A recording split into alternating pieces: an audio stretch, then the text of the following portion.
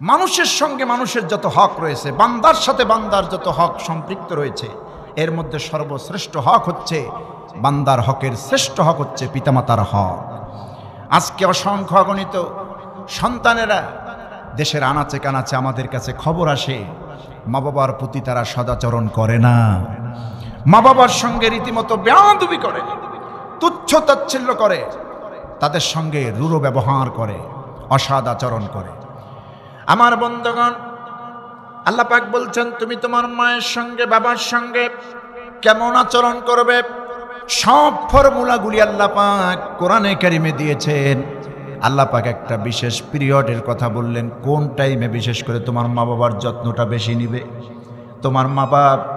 তোমার বাবা যখন বয়স্ক, বয়স বেশি হয় নাই, যুবক এখনো বয়স আছে, কামাই রোজগার করতে পারে, ওই সময় তোমার বাবার প্রতি বেশি একটা যত্নশীল হওয়ার ব্যাপার আল্লাহ বললেন না। কোন সময় তোমার মা বাপকে বেশি টেক কেয়ার করবে, যত্ন নিবে, সেই সময়টা আল্লাহ পাক তুলে ধরলেন, সেই পিরিয়ডটা বললেন, শোনো বান্দারা, ইম্মা ইয়াবলুগান্না ইনদাকাল কিবরা আহাদুহুমা আও কিলাহুমা। যখন নাকি তোমার মা তোমার বাবা একজন অথবা দুইজন তোমার কাছে বার্ধক্যে পৌঁছায়, অর্থাৎ তুমি যদি তোমার মাকে বুড়া বয়সে পাও, তুমি যদি তোমার বাবাকে বুড়া বয়সে পাও, মাকে যদি বুড়ি বয়সে পাও, বার্ধক্য হলো এমন বার্ধক্য, অন্যের সাহায্য ছাড়া চলতে পারে না, গোসল করতে পারে না, খেতে পারে না, উঠতে পারে না, বসতে পারে না, এই অবস্থা যদি তোমার মা বাপকে পাও, তোমার পিতামাতার যত্ন, তোমার পিতামাতার খেদমত তোমরা বাড়ায়া দাও, তাদের খেদমত করো। বিশেষ করে এই টাইমটায় যখন অচল অবস্থায় তোমার পিতামাতা তোমার সামনে উপস্থিত হয়, এটাকে গজব মনে করিও না, এটাকে নেয়ামত মনে করো। অনেক বোনেরা যখন স্বামী গ্রহণ করে, স্বামীর বাড়িতে গিয়ে স্বামীর মা বাবাকে অবজ্ঞার চোখে দেখেন, এরকম আছে না? আচ্ছা, আমি আজকে যে মা বোনরা এসেছেন, আপনারা যারা আপনার স্বামীর ঘর করছেন, সেই স্বামীর ঘরে দুইজন শ্রদ্ধাভাজন ব্যক্তিত্ব আছে, মা এবং বাবা। এদেরকে শ্বশুর শাশুড়ির নজরে দেখবেন না, এদেরকে মা বাবার নজরে দেখুন, আল্লাহ খুশি হবে, স্বামী খুশি হবে, ঘরটা জান্নাতের টুকরা হয়ে যাবে, ঠিক কিনা? অনেক সন্তান আছে সুন্দরী বউ পাইয়া বেমালুম মা বাবার কথা ভুলে যায়। বাবা এত কষ্ট করে রিক্সা চালিয়ে, ভ্যান চালিয়ে, খেতে খামারে বদলা খেটে টাকা রোজগার করে, বিন্দু বিন্দু করে জমিয়ে ছেলেকে ভার্সিটির খরচ পাঠায়। এই ছেলে সুন্দরী একটা মেয়ে বিয়ে করে ভালো একটা চাকরি পেল, ঢাকার শহরে বিলাসবহুল বাসা, ফ্ল্যাট বাসায় থাকতেছে, কি না আছে সেই বাসার মধ্যে। সন্তান রীতিমতো খবর নেয় না বাড়িতে থাকা মা বাবার। সুন্দরী বউয়ের প্রেমে পড়ে তার কাছেই থেকে মা বাপকে বেমালুম ভুলে যায়। একটা মুহূর্তের জন্য মা বাবার মূল্যায়ন করে না, মা বাপকে স্মরণ করে না। আমার বন্ধুগণ, আমরা দেখি যখন এইরকম আচরণ সন্তানেরা করে, আল্লাহ রাব্বুল আলামিনের গজব তো ওই সন্তানদের জন্য আল্লাহ নির্ধারণ করে দিয়েছেন।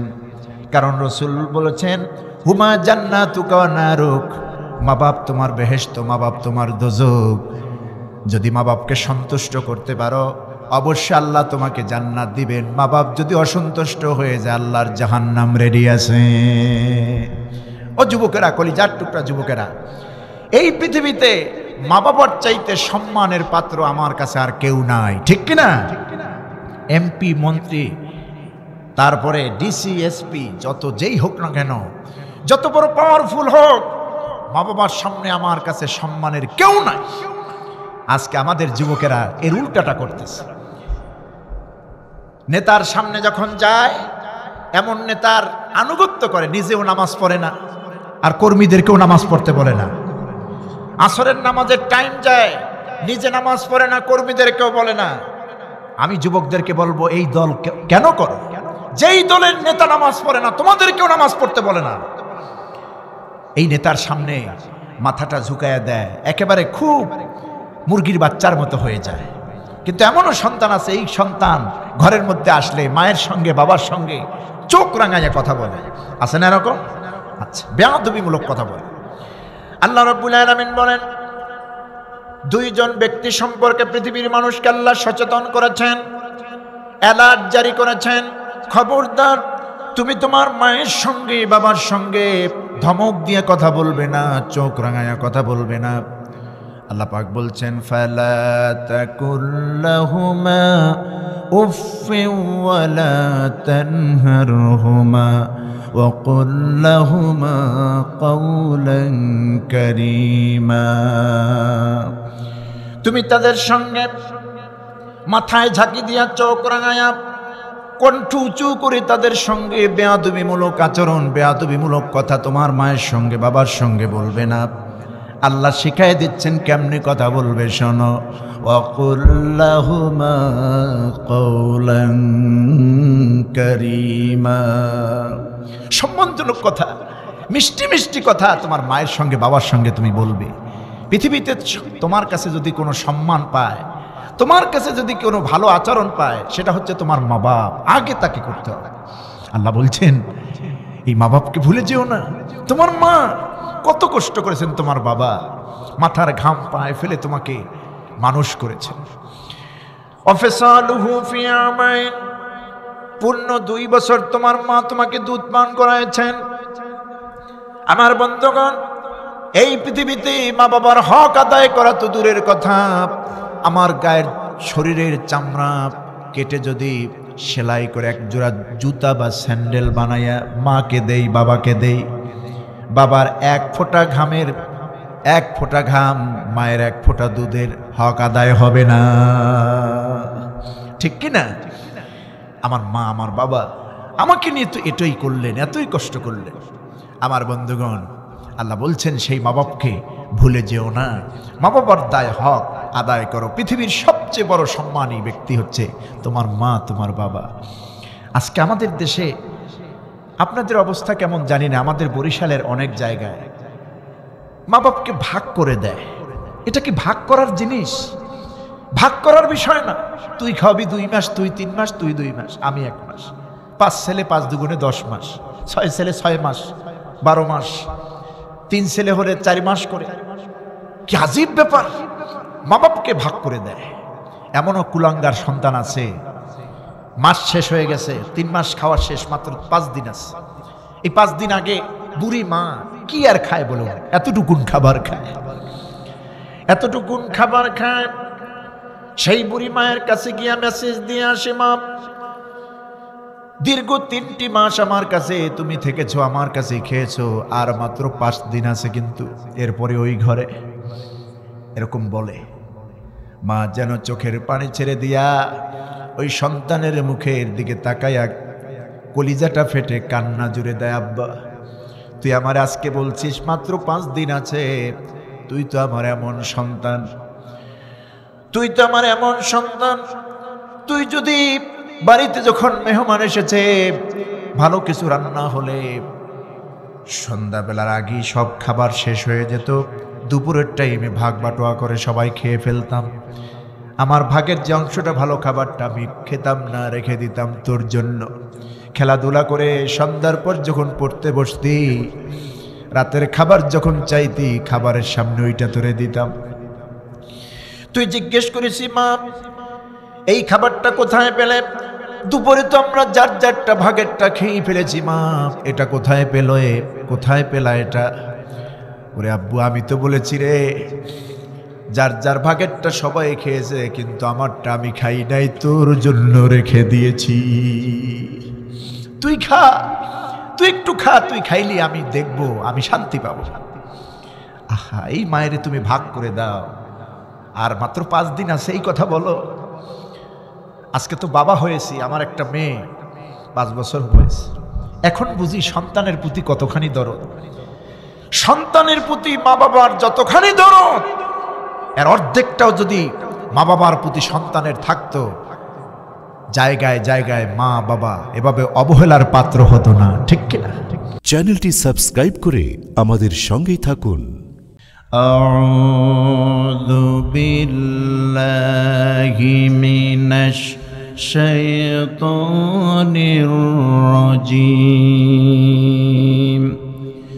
বিসমিল্লাহির রহমানির রহিম واعبدوا الله ولا تشركوا به شيئا وبالوالدين إحسانا وبذي القربى واليتامى والمساكين والجار ذي القربى والجار الجنب والصاحب بالجنب وابن السبيل وما ملكت أيمانكم إن الله لا يحب من كان مختالا فخورا صدق الله العظيم সূরাতুন নিসা 36 নম্বর আয়াতে কারিমা আমি তেলাওয়াত করেছি। আসুন আগে তরজমা করি, এরপরে ব্যাখ্যায় যাব ইনশাআল্লাহ। আল্লাহ পাক বলছেন ওয়াবুদুল্লাহ, তোমরা আল্লাহর ইবাদত করো, ওয়ালা তুশরিকু বিহি শাইআ, আর ওই আল্লাহর সঙ্গে কোনো কিছুতে শরীক স্থাপন করো না। ওয়াবিল ওয়ালিদাইনি ইহসানা, আর পিতামাতার দায় হক আদায় করো, তাদের প্রতি ইহসান করো, তাদের খেদমত করো।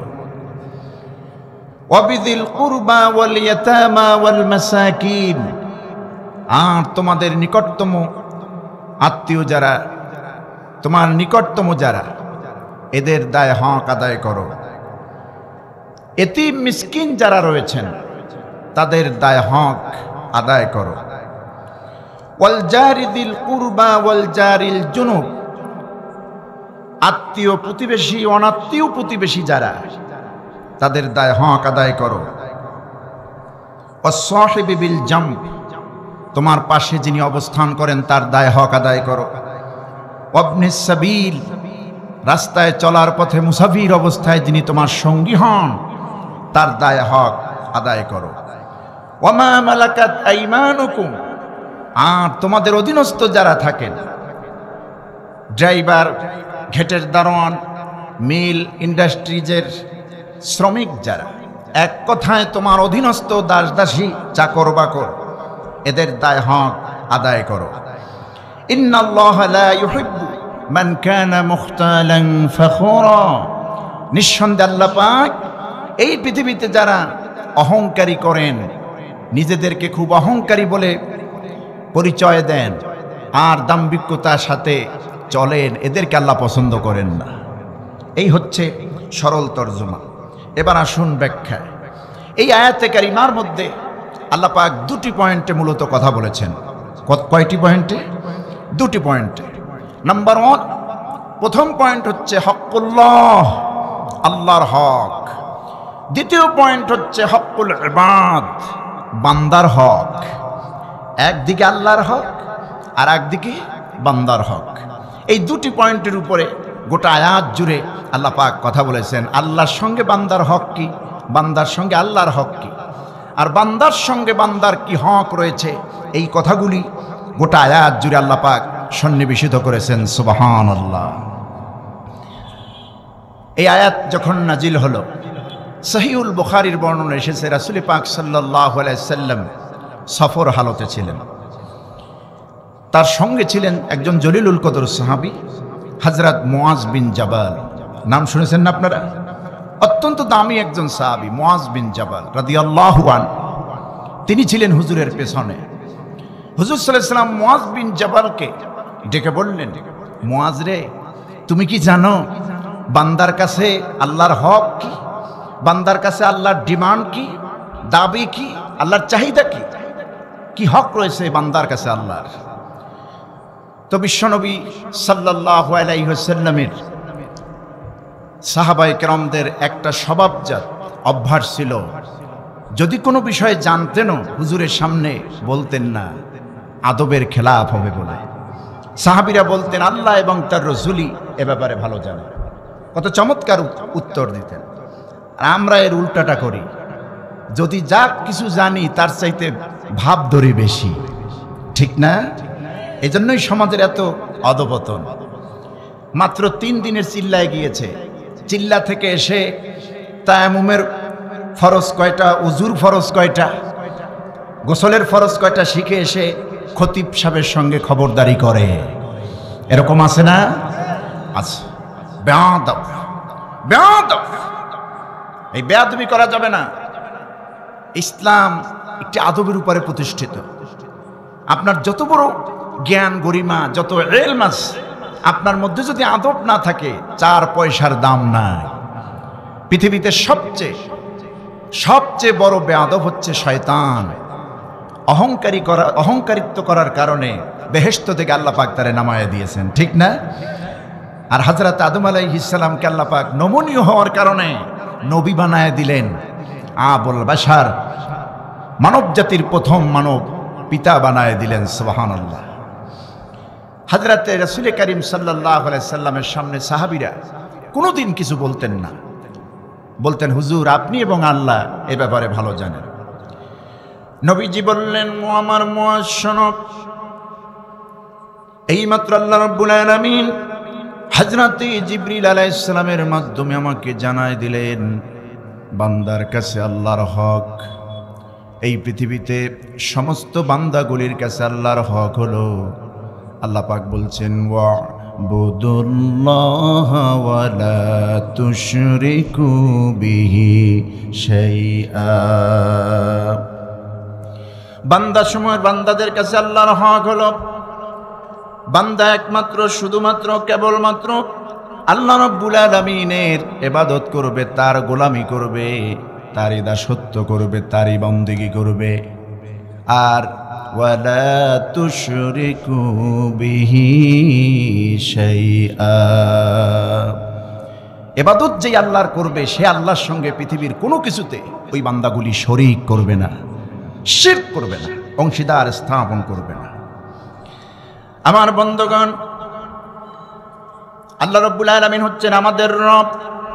তিনি আমাদেরকে সৃষ্টি করেছেন, তিনি আমাদেরকে দুনিয়ায় হায়াত দিয়ে বাঁচিয়ে রেখেছেন, রিজিক দেন, হায়াত দেন, ব্রেন দিয়েছেন, চলার মতো বুঝ ব্যবস্থা তিনি দিয়েছেন, ঠিক কিনা? ওই আল্লাহ পাক তিনি সব কিছু করতেছেন। ওই আল্লাহ পাক বলছেন, বান্দা স্রষ্টা হচ্ছে আমি, তুমি হলো আমার সৃষ্টি, আর আমার উপরে বান্দা তোমার উপরে আমার হক হলো যাবতীয় ক্ষেত্রে বিধান মানবে, আইন মানবে শুধুমাত্র আমি আল্লাহ পাকের। ইবাদত করবে আমার। ইবাদতের মানে হচ্ছে আল ইবাদাতু আল উবুদিয়্যাতু। এর অর্থ হচ্ছে ইবনে কাসির রাহমাতুল্লাহ আলাইহি তার তাফসীরের ব্যাখ্যা গ্রন্থে লিখেছেন, আল খাউফ, ভয়, আল ইতাআত, আনুগত্য করা, শিষ্টাচার অবলম্বন করা, মাথা নোয়া দেওয়া, অনেকগুলি অর্থ তিনি তার কিতাবে লিখেছেন। এর মানে হলো আল্লাহরে ভয় করে চলা, আল্লাহর হুকুমের তামিল করা, এটার নামই ইবাদত। আর এই ইবাদত করার জন্যই তো আমাদেরকে আল্লাহ পাঠাইছেন, ঠিক না? আখিরাতের 50 বছর, 50,000 বছর হবে, হাসরের দিনটা লম্বা।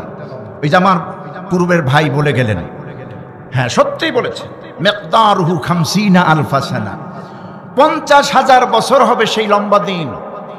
সেই হাসরের দিনের তুলনায় দুনিয়ার যে আমরা বেঁচে থাকি দুনিয়ায় 60 বছর 70 বছর মাত্র 2 মিনিট, 2 মিনিটটাই। এই সুন্দর পৃথিবীতে আল্লাহ রাব্বুল আলামিন আপনাকে আমাকে স্থায়ী করে পাঠান নাই। এই দুনিয়া এসেছি, আবার চলে যেতে হবে। সামান্য একটা সফর হালত দিয়ে মুসাফির এখানে আল্লাহ পাঠায়া দিলেন। এই শর্ট টাইমের মধ্যে আল্লাহ রাব্বুল আলামিন কি উদ্দেশ্যে আমাকে আপনাকে পাঠালেন, কোরআনে কারিমে আল্লাহ রাব্বুল আলামিন সূরাতুজ যারিয়াতের মধ্যে জানায় দিয়েছেন। আল্লাহ বলছেন, বান্দা আমি কেন তোমারে পাঠালাম, সৃষ্টি করলাম, শোনো। মা খালাকতুল জিন্না ওয়াল ইনসা ইল্লা লিয়াবুদুন। আমি জিন এবং ইনসানকে, মানুষকে এবং জিনকে শুধুমাত্র কেবলমাত্র একমাত্র আমি আল্লাহ রব্বুল আলামিনের ইবাদতের জন্যই সৃষ্টি করেছি। এবার চাপাইয়ের ভাইরা, নরেন্দ্রপুর মোল্লাপাড়ার ভাইরা একটু জবান খুলে বলুন তো আমরা গোলাম কার? এই আওয়াজে হবে না। আমরা গোলাম কার? আমাদের রব কে? সবাইকে বলতে হবে আমরা সৃষ্টিকার। সৃষ্টি যার, আইন চলবে তার, ঠিক কিনা? আর আইনটা মানা, এই কোরআনটা মেনে রসুলের আনুগত্য করে আল্লাহর বিধান মেনে চলার নামই হচ্ছে ইবাদত। ইবাদত। শয়তানের অনুসরণ করতে পৃথিবীতে আল্লাহ আমাদেরকে পাঠান নাই। পাঠিয়েছেন কি না? দেখেন না জেল জুলুম এত কিছু সহ্য করে, ছেলের মায়া, বউয়ের মায়া, সংসারের মায়া সব ত্যাগ করে, এমনকি নিজের জীবনটা পর্যন্ত আল্লাহর জন্য শহীদের নাজরানা পেশ করে। এটা কেন করে? কারণ দুনিয়া হচ্ছে তুচ্ছ। এই দুনিয়ার তুচ্ছ দুনিয়াকে তারা প্রাধান্য দেয় না। আর যারা এই দুনিয়াকে প্রাধান্য দেয় না, আখিরাতের জীবনকে প্রাধান্য দেয়, এদের জন্য আল্লাহ পাক জান্নাত রেডি রেখেছেন। কি রেডি রেখেছেন? বেহেশত, সুমহান জান্নাত। ঈমান আনার পরে যদি আমলে সালেহ করে, আল্লাহর যাবতীয় হুকুমগুলির তামিল করে, বন্দেগী করে, আল্লাহ সরাসরি জান্নাতের ঘোষণা দিয়ে দিয়েছেন। সূরাতুল বুরুজের ভেতরে আল্লাহ পাক বলেন, ইন্নাল্লাযীনা আমানু ওয়া আমিলুস সালিহাতি লাহুম জান্নাতুন তাজরি মিন তাহতিহাল আনহার যালিকাল ফাওজুল কাবীর।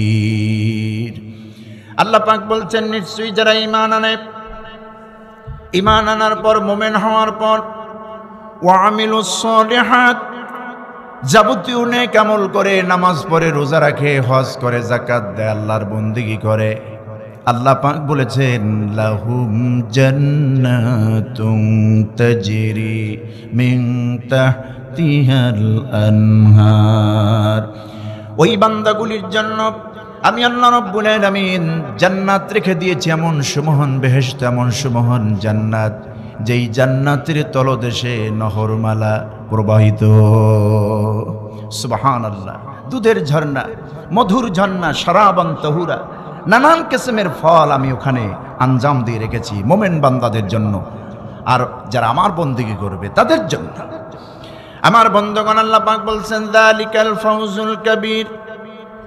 এটা যে কত বড় সফলতা, কত বড় প্রাপ্তি সেদিন জান্নাতীরা পাবে, আর সেদিন বুঝবে কি করলাম আর কি বিনিময় আল্লাহ দিলেন।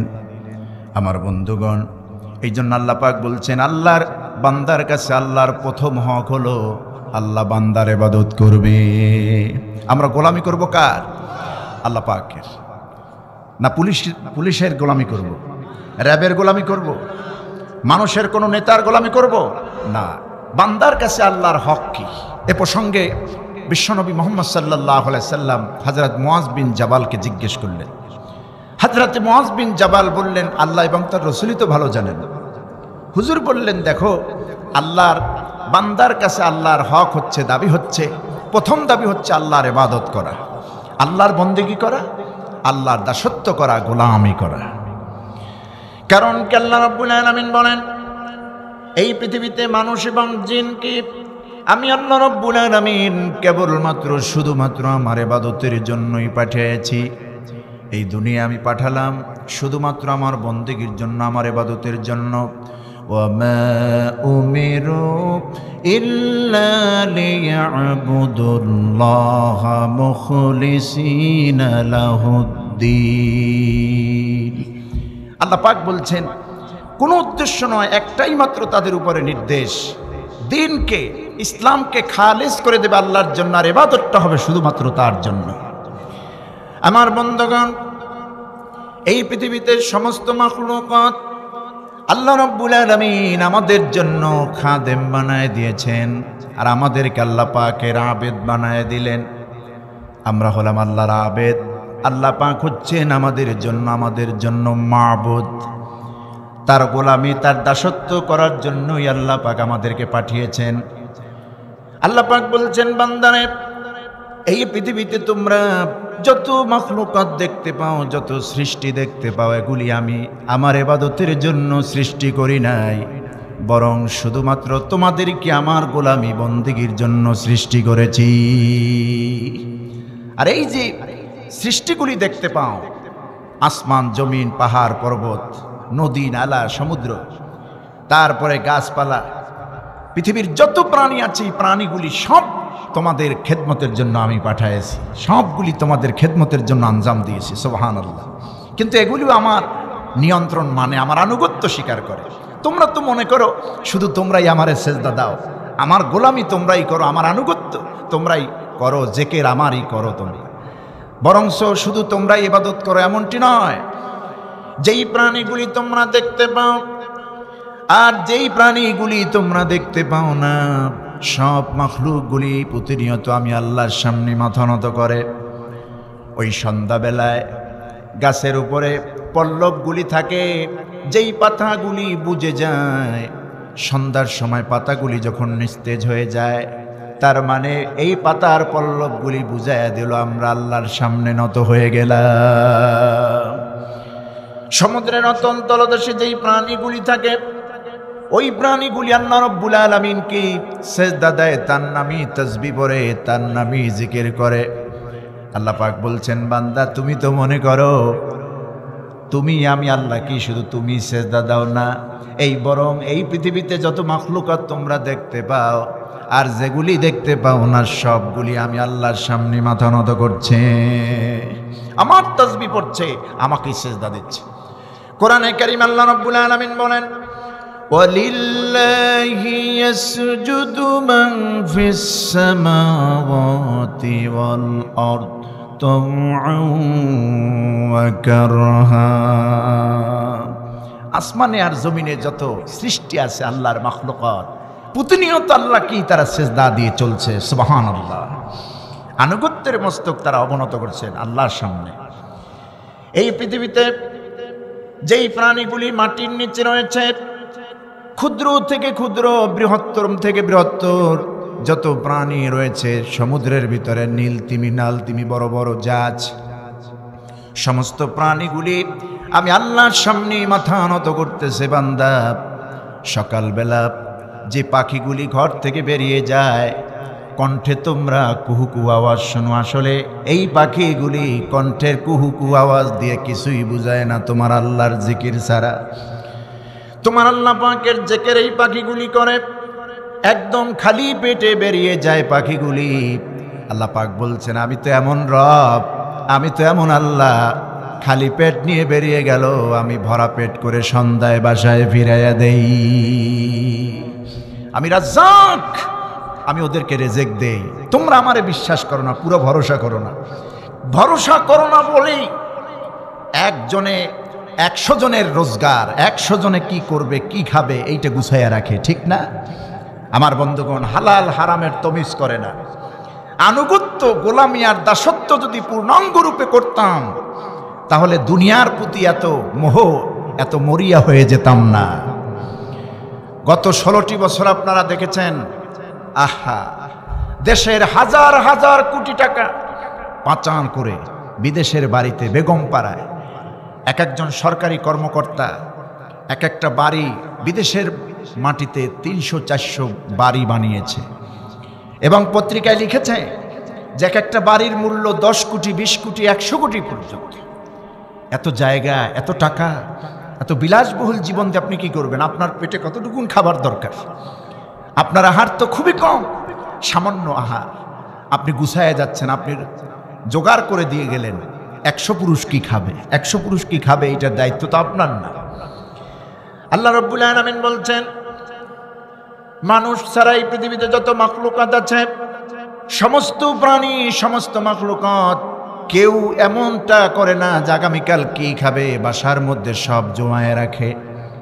আমার বন্ধুগণ, কোনো পক্ষীর বাসায় গিয়ে দেখবেন পাখিরা তার বাচ্চার জন্য আগামীকালের জন্য খাবার আজকেই গুছায় রেখেছে। এরকম আছে কি? নাই। কারণ প্রত্যেকের তাওয়াক্কুল, প্রত্যেকের ডিপেন্ডেন্ট হচ্ছে আল্লাহ পাক।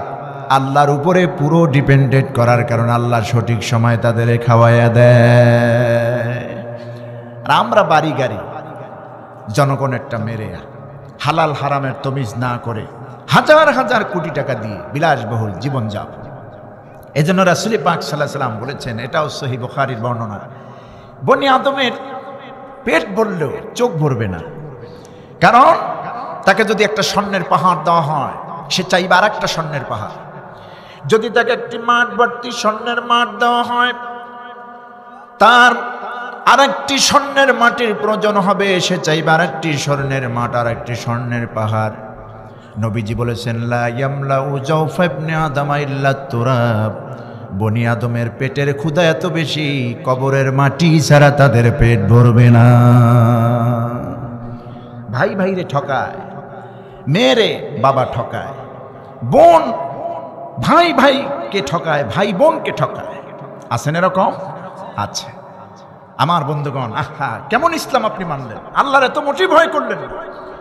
বাবা হয়ে যদি আপনার মেয়েকে বঞ্চিত করেন, ভাই হয়ে যদি ভাইকে ঠকান, বোনকে ঠকান, তাহলে আপনি কেমন মুসলমান হলেন? সমগ্র দুনিয়ার জমিন তো আপনার খারে উড়াই দিবেন কিয়ামতের দিন আল্লাহ সুবহানাহু ওয়া তাআলা। কেমনে বহন করবেন এটা? পরেরটা মেরে খাচ্ছেন, জনগণেরটা দখল করলেন, হাজার কোটি টাকা আপনি গুছায়া রাখলেন। কাপনের তো পকেট নাই, আছে কি? কাপনের পকেট নাই, আপনি এই টাকা দিয়ে কি করবেন? আহা, আমার দক্ষিণ অঞ্চলের একজন হেভিওয়েট নেতা ছিল, টাকার জাজিমে ঘুমাইতো। কথা বুঝতেছেন? টাকার জাজিমে ঘুমাতো। তারপরে নতুন ভান্ডিল, তদবির করতে হলে, কাজ করতে হলে তো তদবিরের জন্য তো তদবিরের মায়না দিতে হতো। সেই তদবিরের জন্য নতুন ভান্ডিল না হলে উনি কাজ করতেন না। এরকম নাকের কাছে শুকতেন ভান্ডিলটা নতুন আছে কিনা। আমার বন্ধুগণ, স্ত্রী নাই, সন্তান নাই, কিচ্ছু নাই, টাকার পাহাড় গড়েছে। আল্লাহ রাব্বুল আলামিন বলেন, তুমি নিজে কি খাবে শুধু তাই চিন্তা করো না, তোমার ছেলে, তোমার মেয়ে, স্ত্রী, তোমার পরিবার পরিজন, 1 পুরুষ, 2 পুরুষ, 10 পুরুষ, 20 পুরুষ, 50 পুরুষ নয়, বরং 100 পুরুষ পর্যন্ত কি খাবে বান্দা, তোমরা এগুলি গুছায়া যাও। কিন্তু দুনিয়ার সব দিকে তাকায় দেখো, এই পৃথিবীর কোনো মাখলুকাত, কোনো প্রাণী আগামীকাল কি খাবে এটা গুছায়া রাখে না, খালি পেটে বেরিয়ে যায়। সন্ধ্যাবেলায় আমি তাদেরকে পেট ভরাইয়া বাসায় ফিরাইয়া দেয়। ওরা আমার নামের জিকির করে, তাসবিহ পড়ে। পক্ষীকুলের মধ্যে পাখির কণ্ঠে তুমি তো কুহু কুহু আওয়াজ শুনতে পাও বান্দা। আল্লাহ পাক বলছেন, ওরা তো পাখির কণ্ঠে তো কুহু কুহু আওয়াজ হয় না, ওই কুহু কুহু আওয়াজের মধ্যে তোমার রবের জিকির নিহিত রয়েছে। সমুদ্রের তরঙ্গমালায় তুফানের আওয়াজে শোনো শোনো আওয়াজ বাতাসের মধ্যে তোমরা শোনো, এগুলি তো আসলে বাতাসের আওয়াজ না, এগুলি আল্লাহর জিকির। আল্লাহ রাব্বুল আলামিনের সমস্ত মাখলুকাত, এই পৃথিবীতে যত মাখলুকাত আল্লাহ বানায়েছেন সবগুলি যে আল্লাহর জিকির করে, তাসবিহ পড়ে। এর দৃষ্টান্ত পেয়েছেন সাইয়েদানা ইউনূস আলাইহিস সালাম গভীর সমুদ্রের তলে মাছের পেটে। আমরাই শুধু আল্লাহর নামের তাসবিহ জপি, আমরাই শুধু আল্লাহকে সিজদা করি, আল্লাহর নামে জিকির করি, বিষয়টি এমন নয়। হযরত ইউনূস আলাইহিস সালাম দেখতে পেয়েছেন, শুনতে পেয়েছেন, সমুদ্রের অতল তলদেশে থাকা ছোট্ট বড় প্রাণীরাও আল্লাহর নামের জিকির করে।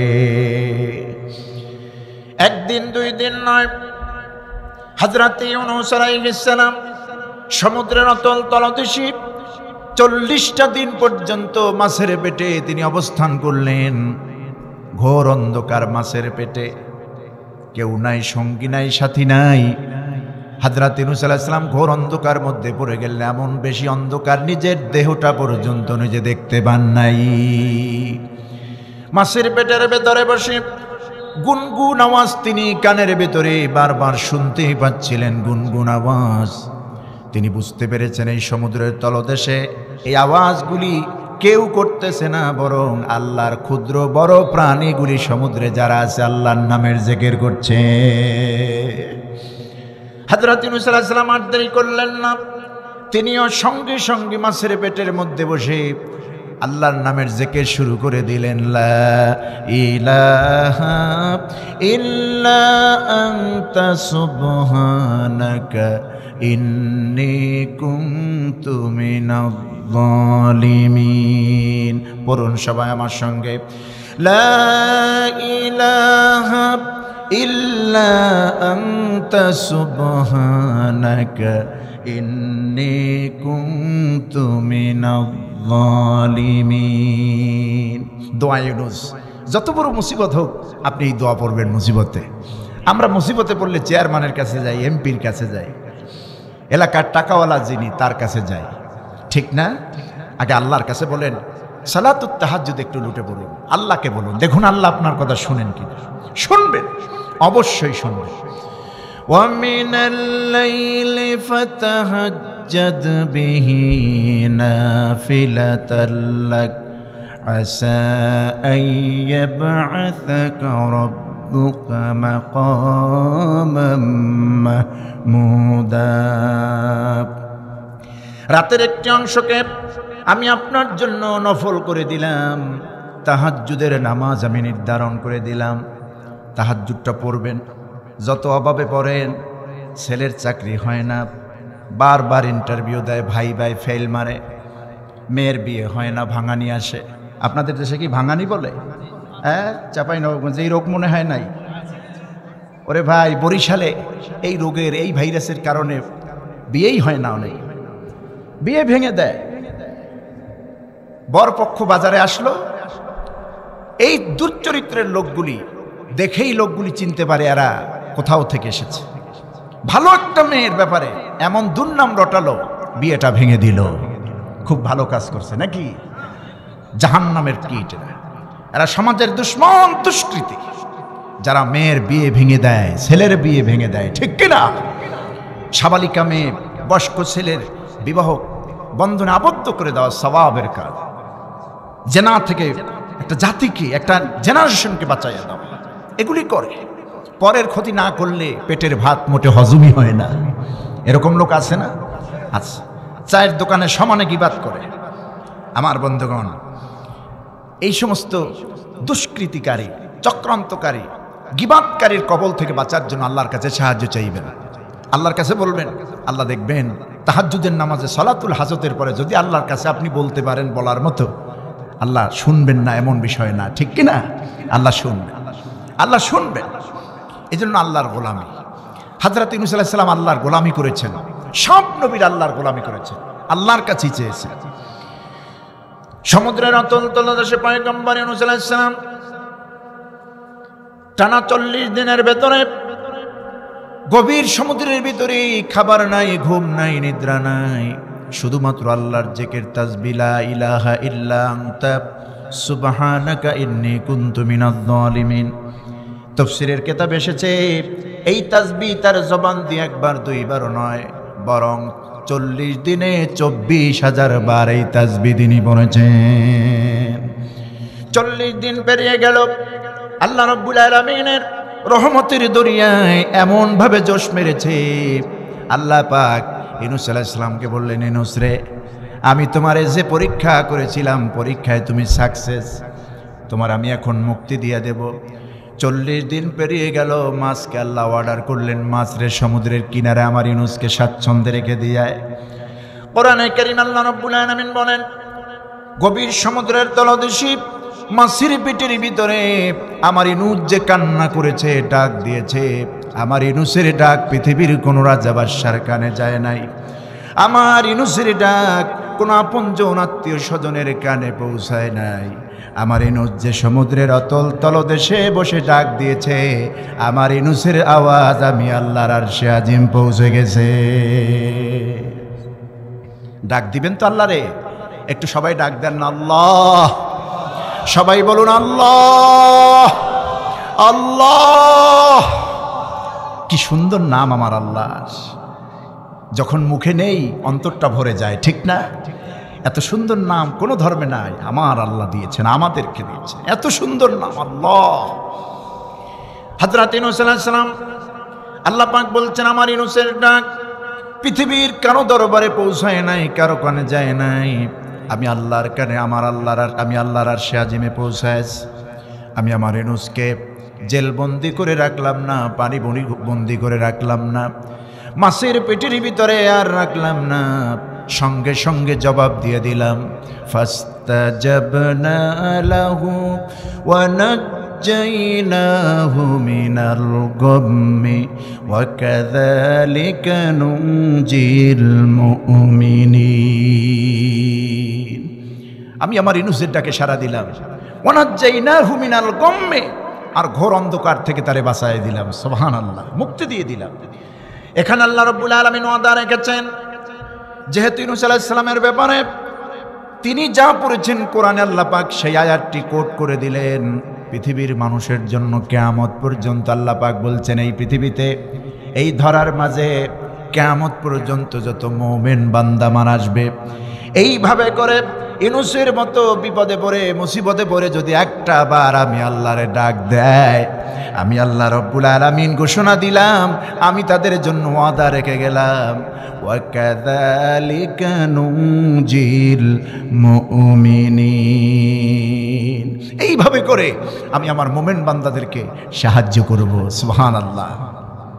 সুতরাং সব প্রাণী জগতই আল্লাহ পাকের দাসত্ব করে, তার সামনে মাথা নত করে, তার জিকির করছে, তাসবিহ করছে। আল্লাহ পাক আমাদেরকে বলছেন, তোমরা আমার ইবাদত করো, ওয়াবুদুল্লাহ, আল্লাহর গোলামিটা, আল্লাহর ইবাদতটা তোমরা করো, আমার বান্দা যারা, ওয়ালা তুশরিকু বিহি শাইআ, আর আমার সঙ্গে কাউকে শরীক করো না। এই শিরক হচ্ছে মস্ত বড় জুলম। আল্লাহর সঙ্গে নাফরমানি, সবচেয়ে বড় নাফরমানি, সবচেয়ে বড় জুলম হচ্ছে শিরক করা। আপনাদের এলাকায় শিরকের গন্ধ আছে কি? মিটায়া দিবেন। শিরকের সঙ্গে ইসলামের কোনো সম্পর্ক নাই, শিরকের সঙ্গে মুসলমানের কোনো সম্পর্ক নাই। যে আমলগুলি শিরক মিশ্রিত, কিয়ামতের দিন ছুঁড়ে ফেলে দিবেন আল্লাহ পাক। বান্দার থেকে আমল নামা গ্রহণ করবেন না যে আমলের মধ্যে শিরকের গন্ধ পাওয়া যাবে।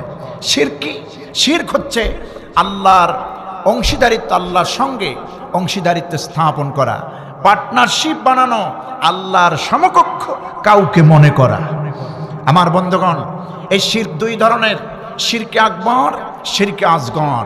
শিরকে আকবর হচ্ছে আল্লাহ পাক যা দিতে পারেন সেটা মানুষের কাছে চাওয়া, প্রাণীদের কাছে চাওয়া, দুনিয়ার কাছে যেই জিনিস আল্লাহ দিতে পারেন সেই জিনিস মানুষের কাছে চাওয়া, পীরের কাছে চাওয়া। এই অভদ্রতা, এই ধরনের কার্যকলাপ আমাদের দেশে সব জায়গায় কম বেশি আছে না নাই? আচ্ছা, আল্লাহরে বাদ দিয়ে সন্তান চায় কোনো মাজারের কাছে গিয়ে, আছে না এমন? আচ্ছা, কোরআনে কারীম আল্লাহ রাব্বুল আলামিন অসংখ্য জায়গায় শিরকের বর্ণনা দিয়েছেন। শিরক এমন মহা ভয়াবহ জুলম, আল্লাহ পাক বলেছেন, বান্দা কবিরা গুনাহ যদি করো আমি আল্লাহ মাফ করে দেব।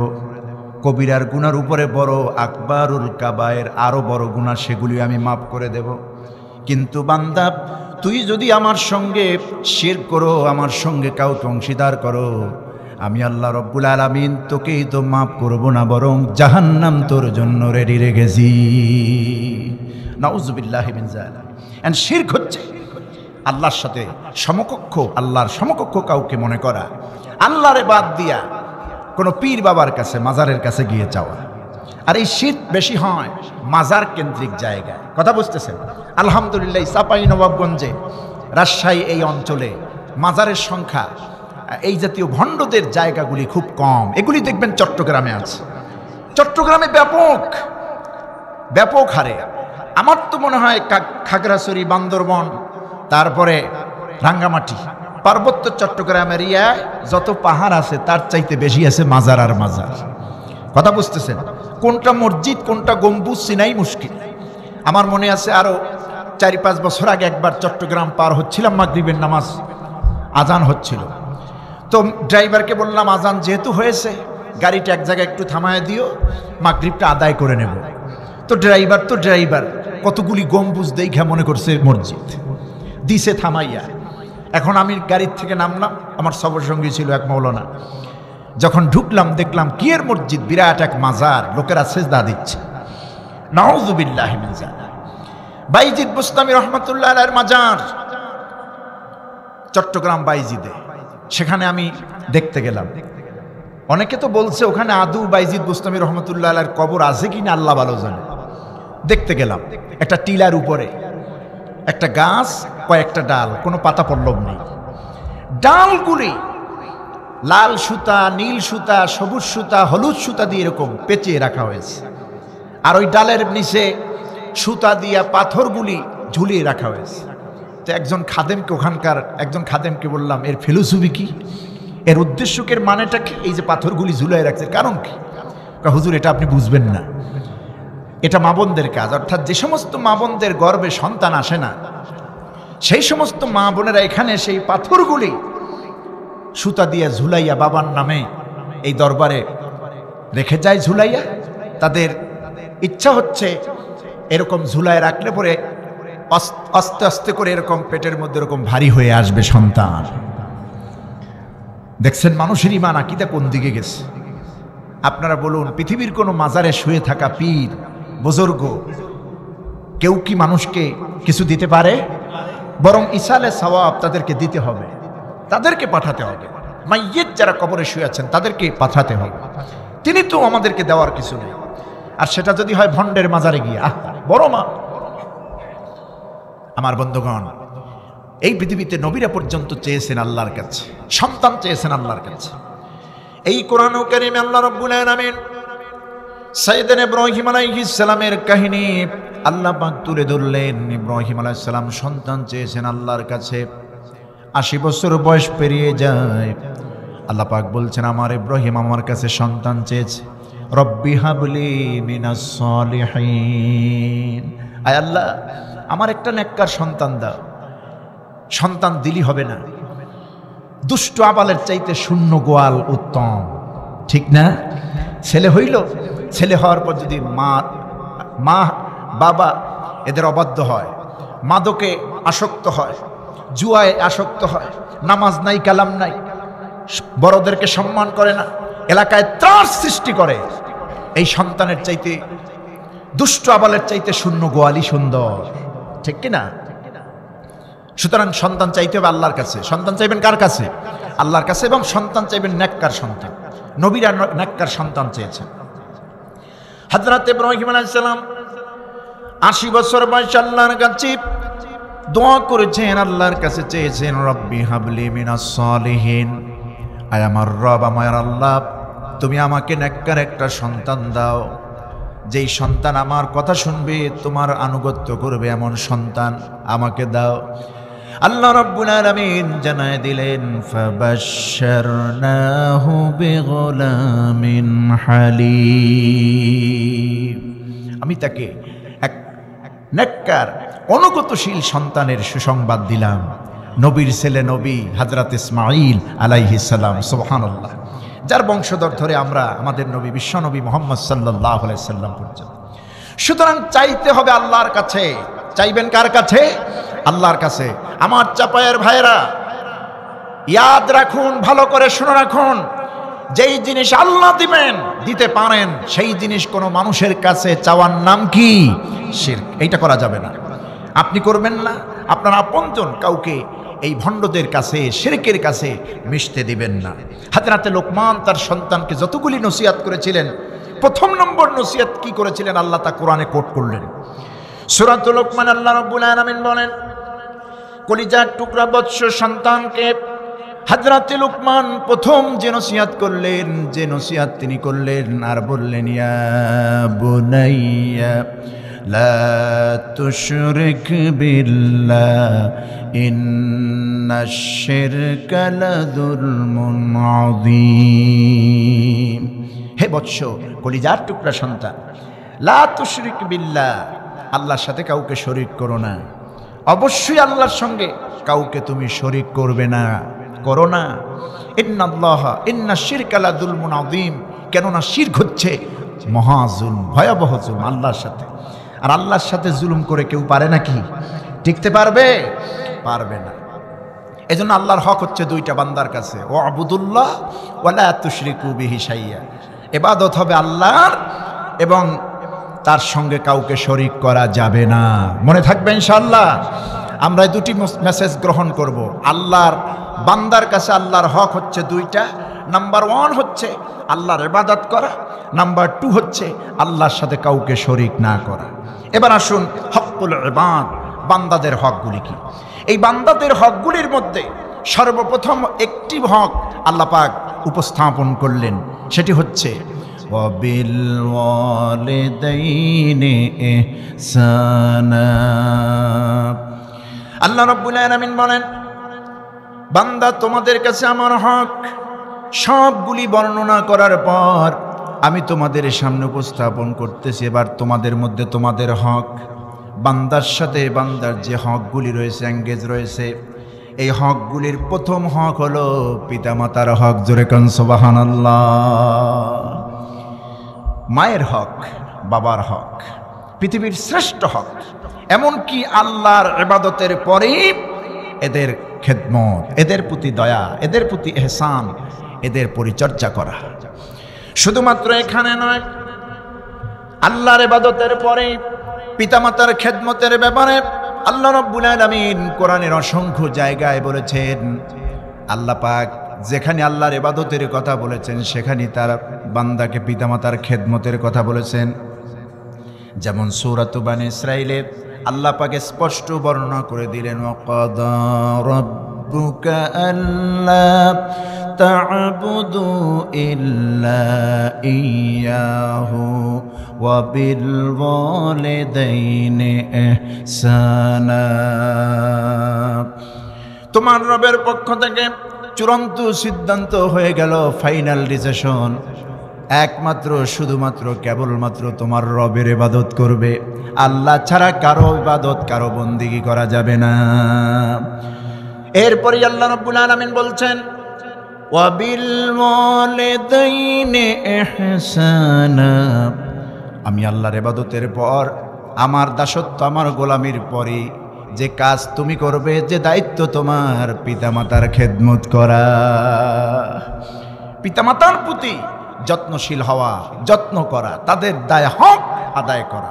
আমার ভাইরা, মানুষের সঙ্গে মানুষের যত হক রয়েছে, বান্দার সাথে বান্দার যত হক সম্পৃক্ত রয়েছে, এর মধ্যে সর্বশ্রেষ্ঠ হক হচ্ছে, বান্দার হকের শ্রেষ্ঠ হক হচ্ছে পিতামাতার হক।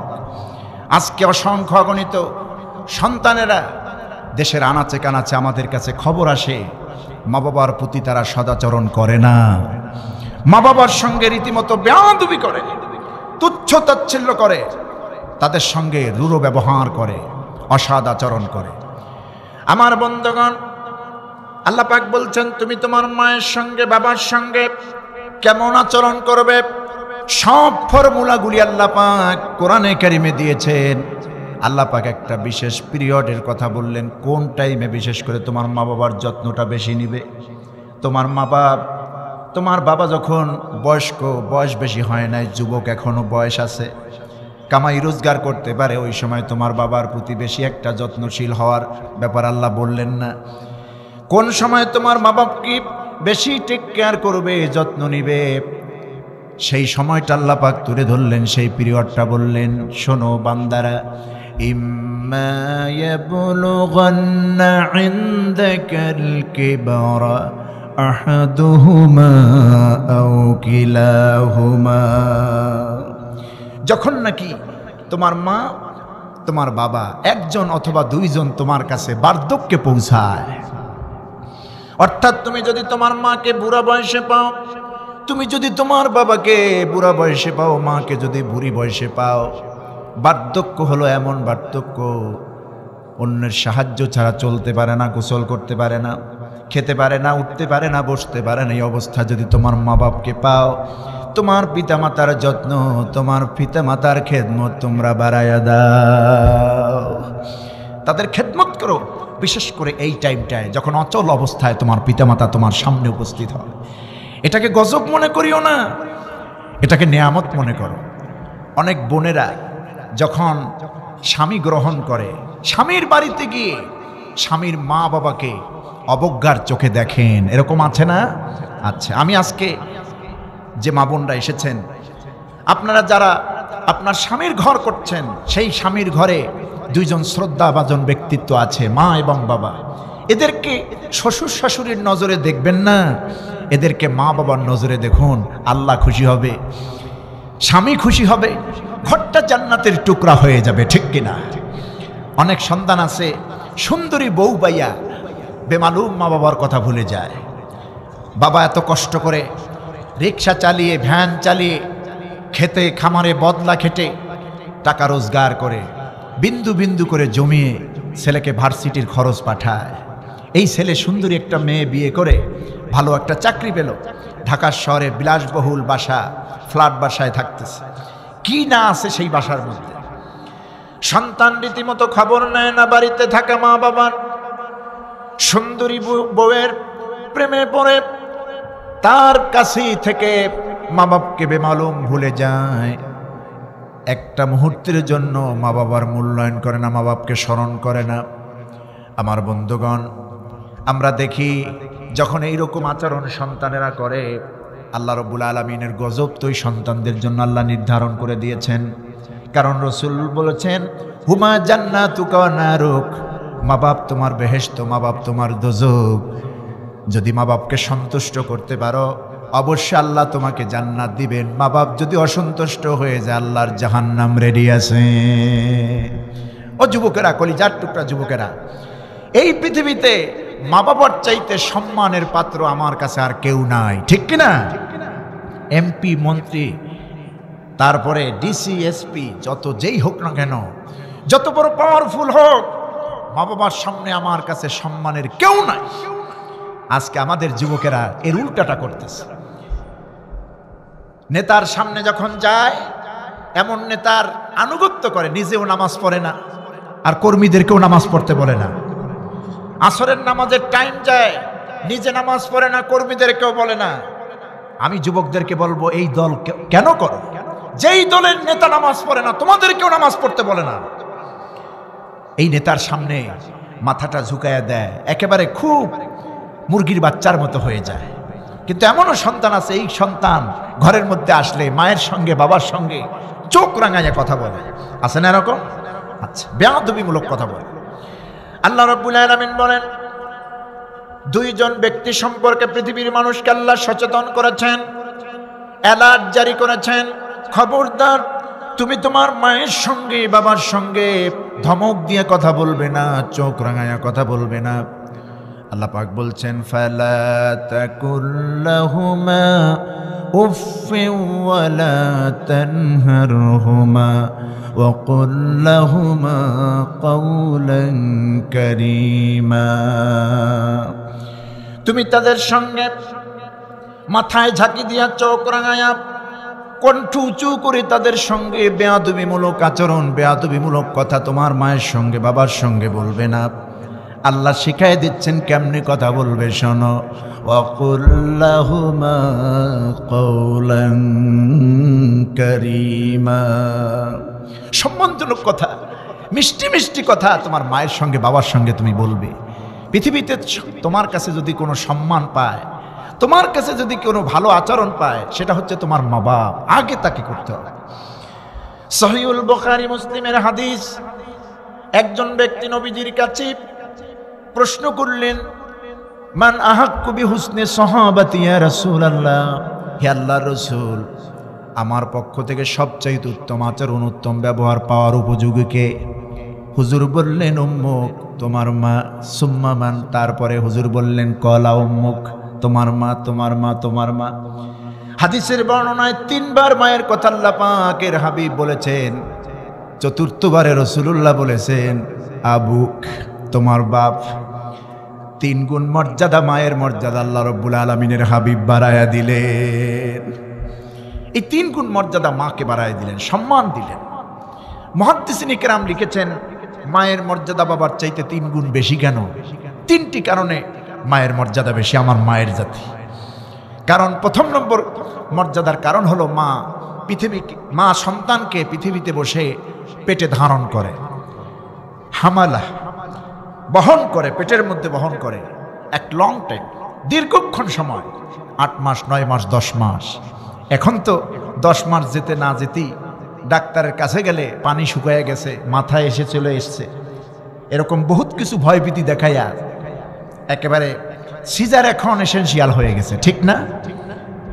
আমরা যে মায়ের পেটে জন্ম নিয়েছি, কত সূক্ষ্মভাবে আল্লাহ আমাদেরকে বের করেছে। আর এখন সে আল্লাহর উপর তাওয়াক্কাল নাই, তাওয়াক্কাল গেছে ডাক্তারের উপরে।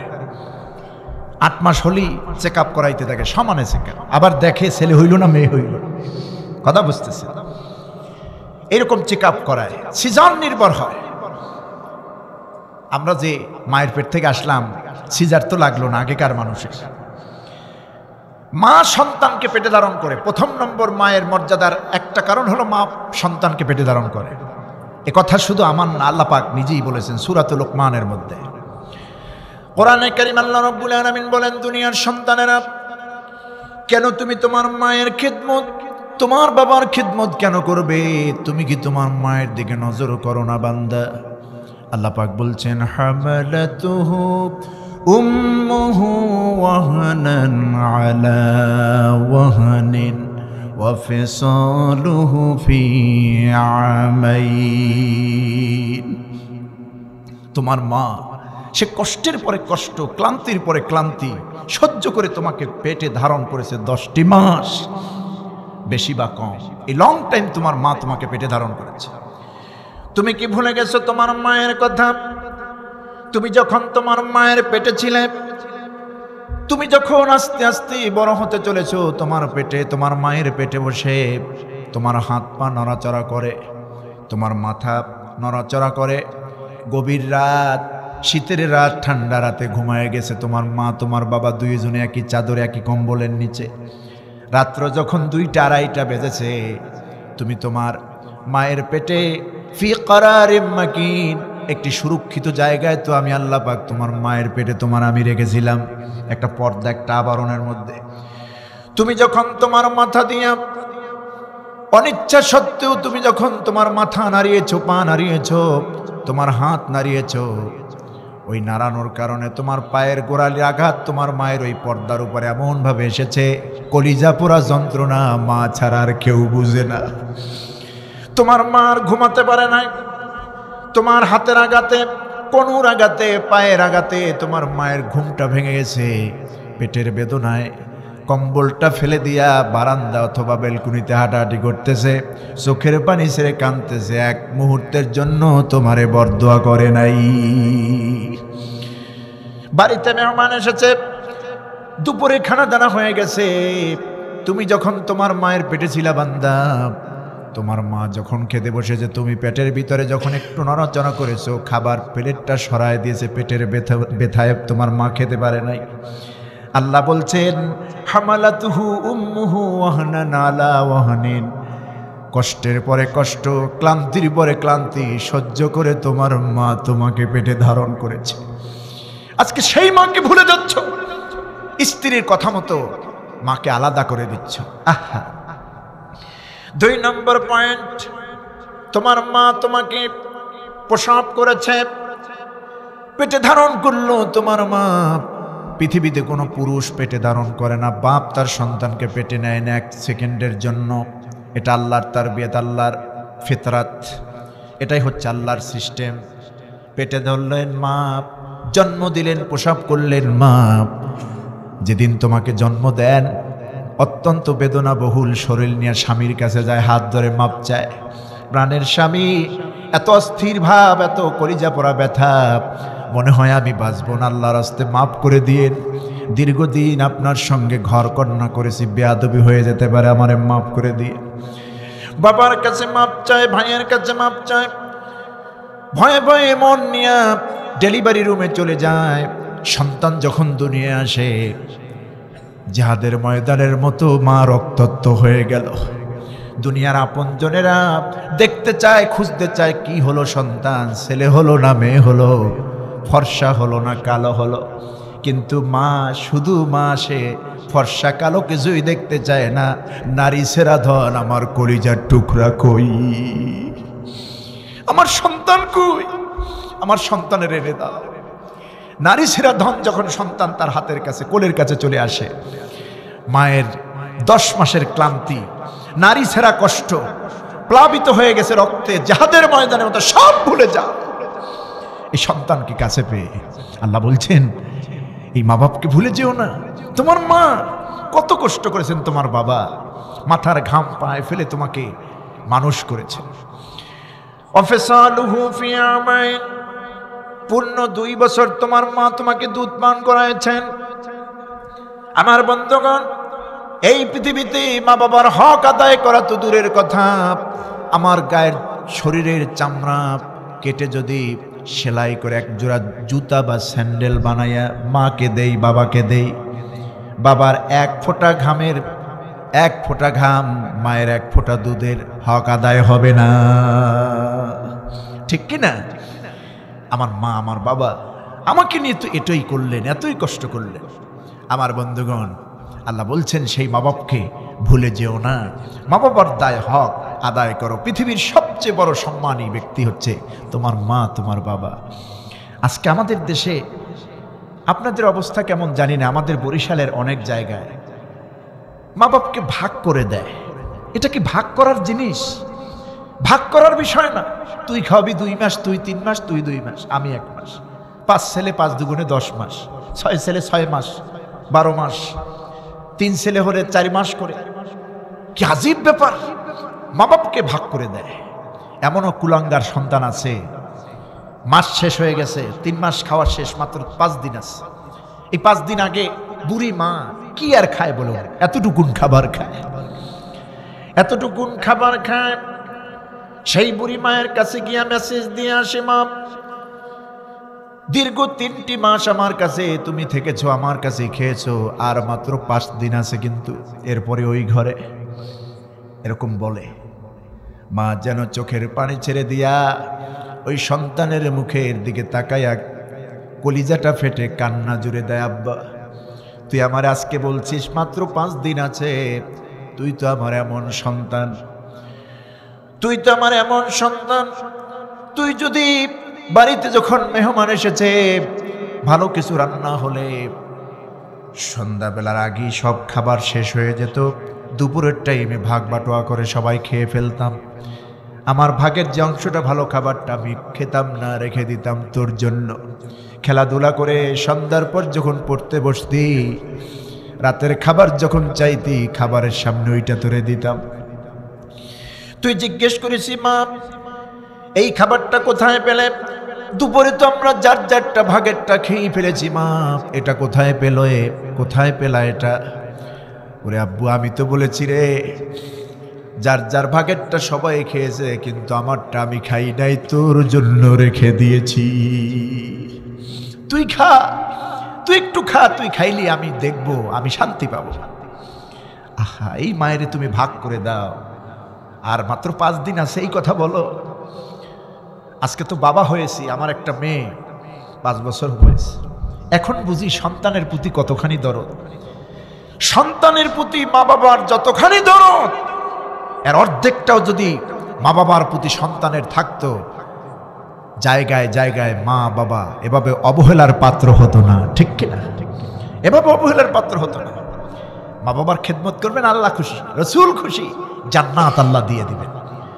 মা বাপকে যদি অসন্তুষ্ট রাখেন, সারা জীবন চেষ্টা করেও তকদিরের কোনো উন্নতি করতে পারবেন না। আমার তো এই নিয়ামত নাই। আরো 8 বছর আগে মা বিদায় হয়েছে, বাবা হয়েছেন 3 বছর আগে প্রায়। অত্যন্ত গরিব ঘরে আমার জন্ম। আমার মা একজন দক্ষিণবঙ্গের একজন বুজুর্গ বিশিষ্ট খলিফা, একজন পীরের খলিফা ছিলেন আমার নানা, তার মেয়ে আমার মা খাদিজা। অত্যন্ত একজন আল্লাহওয়ালা মহিলা ছিলেন, নারী ছিলেন। তাহাজ্জুদের নামাজ কম মিস করেছে। মাদ্রাসা ছুটি হলে বাড়ি যেতাম, ফজরের নামাজের আজান দেওয়ার সঙ্গে সঙ্গে আমাদেরকে উঠাতেন, ডাকতেন।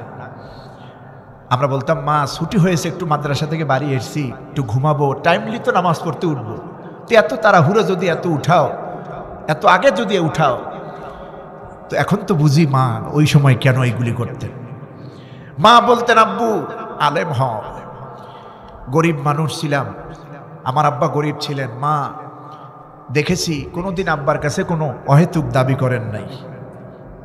পরনের শাড়িটাও তো ঠিক মতো পান নাই।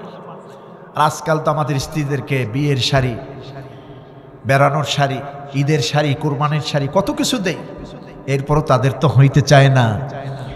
আর আমার মাকে, ওই আমলের মহিলারা এরকমই ছিল, কোনোদিন আব্বার কাছে দাবি করেন না আমি কোন ঘরের মেয়ে আর কিভাবে রাখতেছে, কিভাবে রাখতেছে, আমার গহনা কই, আমার পরনের শাড়ি কই, আমার বেড়ানোর শাড়ি কই, কোনোদিন আবদার করেন না। আমার মা যতদিন অসুস্থ ছিলেন, দীর্ঘ 6টি বছর আমার মা বিছানাগ্রস্ত ছিলেন।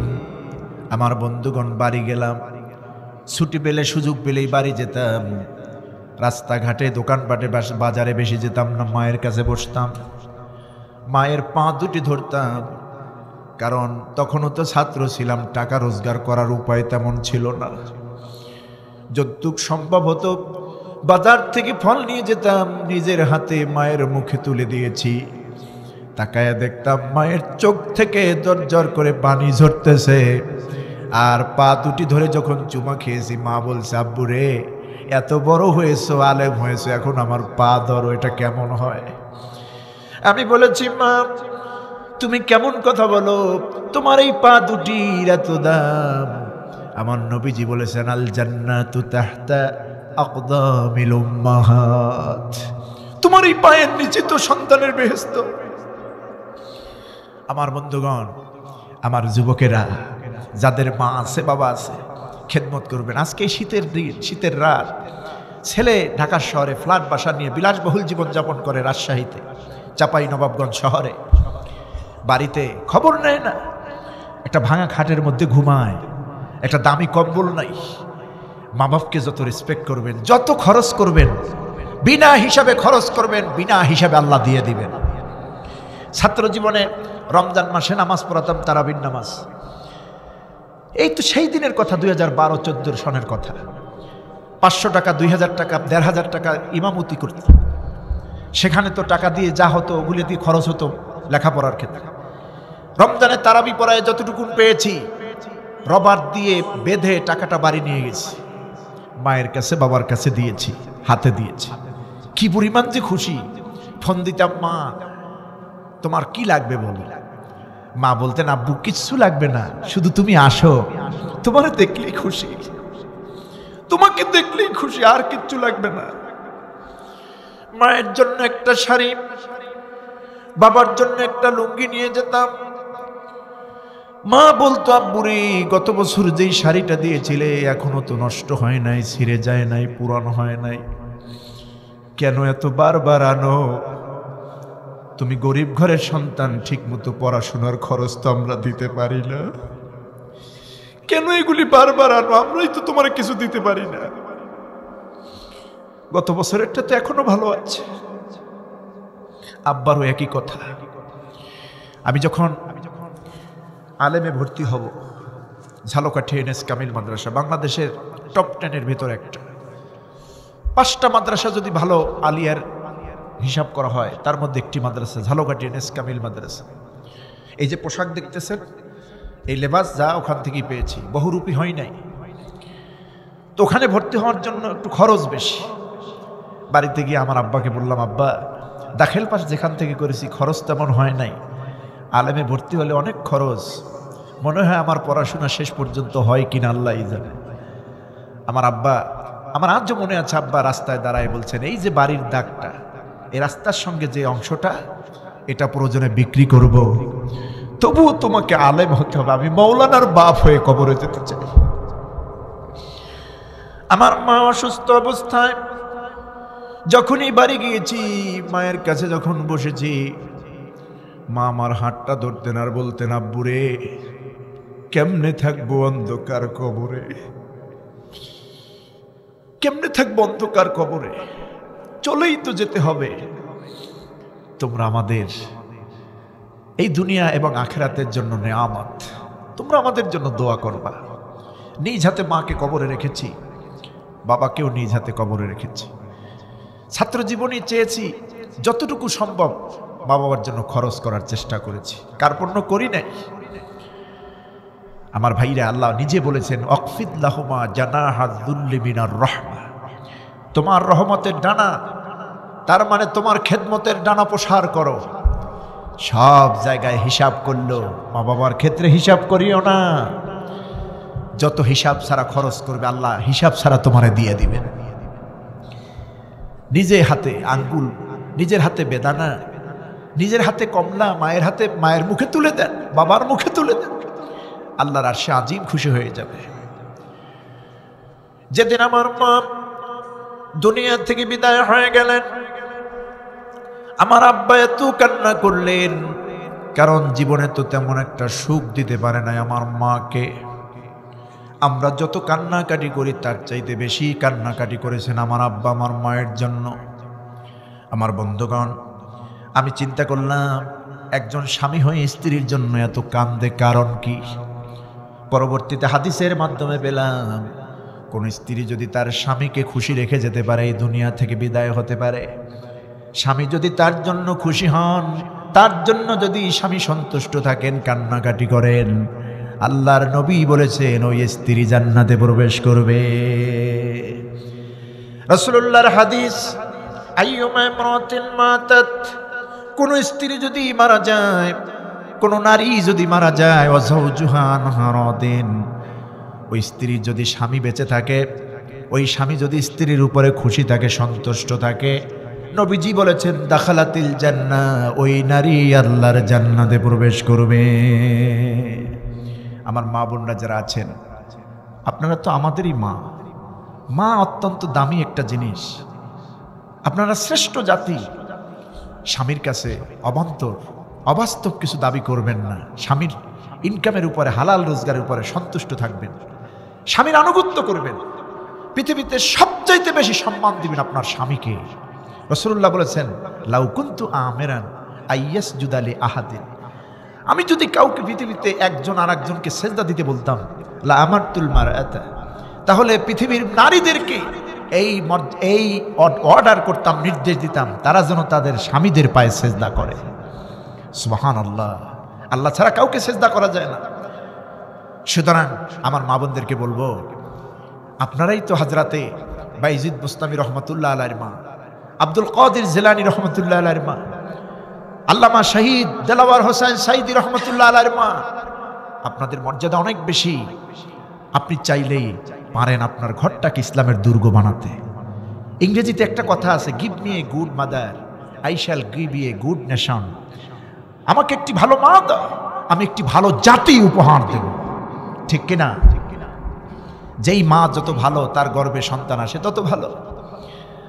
আমরা দেখেছি ছোট্টবেলা আমাদের মা আমাদেরকে নসিহত করতেন, যদি একটা আম পেড়ে আনতাম চাচার গাছ থেকে, চাচার গাছের আম আনা তো জায়েজ, চাচার গাছ থেকে আম আনলে মা জিজ্ঞেস করতেন কোত্থেকে এনেছো, বলেছি চাচার গাছ থেকে। না বলে আনবা না। একটা আম আনতে নিষেধ করেছেন, একটা খাবার আনতে নিষেধ করেছেন। মাসনুন তরিকার ওযু শিখেছি মায়ের কাছ থেকে। আল মাউল মুস্তামাল, ব্যবহৃত পানির হুকুম কি শিখেছি মায়ের কাছ থেকে। অথচ পঞ্চম শ্রেণীতেও আমার মা পড়াশোনা করে নাই। আগেকার মা বোনরা, মায়েরা এত যত্নশীল ছিল, ইসলামের প্রতি এতটাই তারা আগানো ছিল। সুতরাং আমি আপনাদেরকে বলবো, মা বোনদেরকে বলবো, আজকে যারা এসেছেন, আপনি চাইলে আপনার ঘরটাকে ইসলামের দুর্গ বানাতে পারেন। কোরআন সুন্নাহ দিয়া আপনার ইনকাম, আপনার স্বামীর ইনকাম, হালাল ইনকাম যদি কম হয়, ওর উপরে সন্তুষ্ট থেকে যদি আপনি চলতে পারেন, আপনার ঘরটা হবে ইসলামের দুর্গ, জান্নাতের টুকরা। ঠিক কিনা? এজন্য আমার মা বোনদেরকেও বলবো, স্বামীর প্রতি আনুগত্যশীলা হন, স্বামীকে মূল্যায়ন করেন, স্বামীর খেদমত করেন। আর যুবকদেরকে বলবো, আমার কলিজার টুকরা যুবকেরা, আমার বোনেরা, যাদের মা আছে বাবা আছে, কলিজা ভরে আমরা খেদমত করব। রাজি আছি তো ইনশাআল্লাহ? কলিজা ভরে খেদমত করব। আর যাদের মা নাই বাবা নাই, তাদের তো বদনসিব, এই নিয়ামত আমরা হারিয়ে ফেলেছি। আল্লাহ রাব্বুল আলামিনের কাছে আমরা দোয়া করব, এই পৃথিবীতে এই নিয়ামত যাদের বিদায় হয়ে গেছে, প্রতিটি মুহূর্তে আল্লাহর কাছে দোয়া করব, রব্বিরহামহুমা কামা রব্বায়ানি সগীরা। সবাই পড়ুন আমার সঙ্গে, রব্বিরহামহুমা কামা রব্বায়ানি সগীরা। এই দোয়া আমরা পড়তে ভুলবো না। প্রত্যেক নামাজের পরে এই দোয়া আল্লাহর কাছে করব, রব্বিরহামহুমা কামা রব্বায়ানি সগীরা। ইনশাআল্লাহ পড়ব তো? আল্লাহ কবুল করুন, আমরা বলি আমিন। সম্মানিত ভাইরা, মা বাপকে ভাগ বাটোয়ারা করব না। যথাসম্ভব মা বাবার খেদমত করব, সদাচরণ করব, ভালো ব্যবহার করব, তাদের সাথে দুর্ব্যবহার করব না, তাদের সন্তুষ্ট নিয়ে এই পৃথিবী থেকে আমরা বিদায় হতে চাই। আল্লাহ আমাদেরকে তৌফিক দেন, আমরা বলি আমিন। রাত্র আর বেশি করতে চাই না, যেহেতু আগামীকাল এই মাহফিলের শেষের দিন। আপনারা একজনে 5 জন দাওয়াত দিয়ে নিয়ে আসবেন। আপনারা বসুন, এতক্ষণ তো বসেছিলেন, ধৈর্য হারা হলেন কেন? আমরা এখন মোনাজাত দেব। মাহফিলের মূল খাজানা হচ্ছে মোনাজাত। আমরা মোনাজাত করে বিদায় হচ্ছি। সকলে একটু ইস্তেগফার পড়ুন। আস্তাগফিরুল্লাহ রাব্বি মিন কুল্লি যামবি ওয়া আতুবু ইলাইহি লা হাওলা ওয়ালা কুওয়াতা ইল্লা বিল্লাহিল আলিয়্যিল আযীম। আল্লাহুম্মা আমিন। ربنا ظلمنا أنفسنا وإن لم تغفر لنا وترحمنا لنكونن من الخاسرين ربنا تقبل منا إنك أنت السميع العليم وتب علينا إنك أنت التواب الرحيم ربنا ظلمنا أنفسنا وإن لم تغفر لنا وترحمنا لنكونن من الخاسرين ربنا لا تزغ قلوبنا بعد إذ هديتنا وهب لنا من لدنك رحمة إنك أنت الوهاب رب العالمين তুমি তোমার কুদরতি নজর দিয়ে একটু তাকায়া দেখো, গভীর রাত 12টার মতো বেজে গেছে। আল্লাহ ঘন্টার পরে ঘন্টা কোরআনের ময়দানে বসি তোমার কোরআনের কথা, নবীর হাদিসের কথা আমরা শুনেছি, আলোচনা করেছি। আল্লাহ রব্বুল আলামিন, দুনিয়ার কোনো স্বার্থ নেওয়ার জন্য আমরা আসি নাই। এক লোকমা খাবারও ময়দানে কাউরে দেওয়া হচ্ছে না। রব্বুল আলামিন, সারা জীবনের গুনার বোঝা মাথায় নিয়া কাঙালের মতো, ভিক্ষুকের মতো দুখানা হাত তোমার দরবারে তুলে দিয়েছি। স্বীকার করে নিলাম, আমার মতো গুনাহগার আকাশের নিচে জমিনের উপরে আর নাই। আয় আল্লাহ তাআলা, এমন কোনো গুনাহ নাই যা করি নাই। গুনার দিকে নজর করলে জাহান্নাম ছাড়া কোনো উপায় দেখি না। রব্বুল আলামিন, তুমি তো বলেছো বান্দা লা তাকনাতু মির রাহমাতিল্লাহ, আমার রহমত থেকে নড়ে সয় না।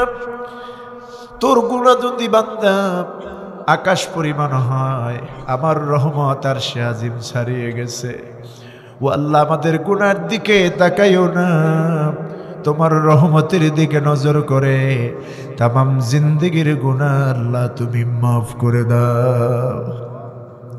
রব্বুল আলামিন, আল্লাহ তাআলা তাফসীরুল কোরআন মাহফিল নরেন্দ্রপুর মোল্লাপাড়া যুব কল্যাণ কমিটির আয়োজনে আমার কলিজার টুকরা যুবক ভাইয়েরা কত সুন্দর আয়োজন করেছেন। আল্লাহ, গান বাজনা কনসার্ট না করে কোরআনের বাগান সাজিয়েছেন আমার কলিজার যুবকেরা। 2 দিন ব্যাপী কোরআনের এই মাহফিল আল্লাহ তুমি কবুল করে নাও। টাকা দিয়া, পয়সা দিয়া, শ্রম দিয়া, বুদ্ধি দিয়া, সময় দিয়া, যে যেভাবে খেদমত করলেন প্রত্যেকের খেদমা আল্লাহ তুমি কবুল করে নাও। সবের হাতিয়া কোটি গুণে বৃদ্ধি করে দিয়া বিশ্ব নবীর রওজা মুবারকে পৌঁছায়া দাও। আয় আল্লাহ তাআলা, আমাদের আপনজন, দাদা দাদি, নানা নানি, ভাই বোন, আত্মীয় স্বজন যিনি যেখানে কবরে শুয়েছেন আল্লাহ সবাইকে মাফ করে দাও। প্রত্যেকের কবরগুলি জান্নাতের বাগান বানাইয়া দাও। রব্বুল আলামিন, দুনিয়ার মানুষ তো জানে না কবর কত ভয়ানক জায়গা।